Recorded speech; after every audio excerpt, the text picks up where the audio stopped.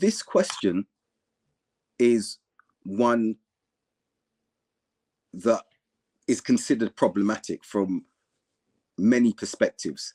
And unfortunately, and I say unfortunately, this seems to be what is raised by particular elements of the Muslim communities when anything like this happens. I, for one, am not going to even dare to answer in the affirmative that the Palestinians are being punished by Allah. And there's a number of reasons why. The first one being, I'm not a scholar, and there's something that I cannot say or determine in any shape or form. But what I will say to those who bring this as a reason for what's happening in Palestine, what is the converse perspective to show that a society or people are blessed? Because if we're saying that Palestinians are being punished by Allah, what do blessings look like from Allah?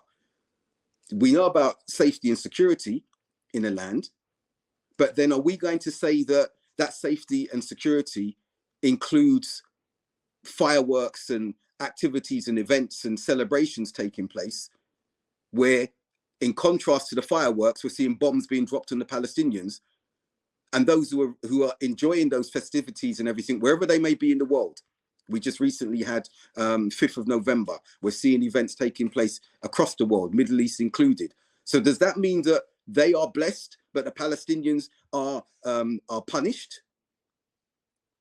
We've got to be really careful when we start speaking in this way and citing the Quran as though we are authorities on who is being punished and who isn't. And this question can be asked as well, preceding what happened and what is happening to the Palestinians, our brothers and sisters and children there at the moment. We saw just before that the earthquakes in Morocco, massive loss of life there. And we saw the floods in Libya, massive loss of life there. We saw at the beginning of October, earthquakes in Afghanistan, loss of life on a large scale there. And preceding all of that, we saw the earthquakes in Turkey and Syria. So are we going to ask or say that they are all being punished because of their sins? We then need to give a consideration if we're going to dare to say that, because us as laymen cannot say that. And if the scholars are saying it as well, mashallah, we have our ulama, but we need to listen. What's the evidence for what's being said, especially from the perspectives that are being proffered? Again, are we in lands where there are things that are taking place that shouldn't be taking place, yet we're going to call those lands of blessings? We have to ask ourselves that. And when we look at these lands that I've just described, and Palestine in particular, who are dying under collapsed buildings due to heavy bombardment and the brutality there, and we have the hadith that tells us the characteristics or the descriptions of those who die as martyrs. So we see across Palestine, those who are dying, shaheed, martyrs, inshallah, because they're dying under collapsed buildings as a result of the heavy bombardment, the bombing, and the oppression that's taking place there. So there's a classification there that fits them. It also fits those in Morocco. It also fits those in Libya, Turkey, Syria, Afghanistan. Drowning is another characteristic, Libya, with regards to martyrdom, inshallah. So if you're being punished, that people are being punished, but yet they're being given the opportunity en masse to die as shaheeds, inshallah, as described in the authentic hadith, how can we dare even start talking about their being punished?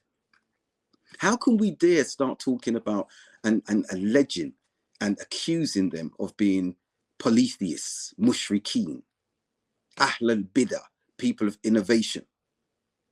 Who are we, and where did we get that comfort or premise as lay people to even speak like this, when instead we don't know? But the signs are there that is not punishment. The signs are there that Allah loves these people, the Palestinians, for their endurance of oppression for so long. Because we also know the hadith again, that when Allah loves a people, he tests them.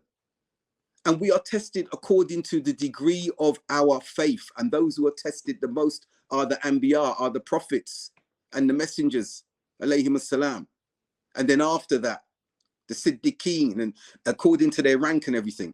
So we must consider as well that if we're not being tested in these ways, is it because our deen is weak? And Allah's testing us according to the level of our deen, which is weak, because we would not be able to withstand what the Palestinians have endured and others have endured, with mass loss of life, complete bloodlines, families being wiped out. 36 people, 46, 25, no brothers, cousins, aunties, uncles, aunts, great grandparents, completely wiped out. And we want to even dare proffer the question that, or assert that it's because of the weakness of their deen and they're being punished by Allah.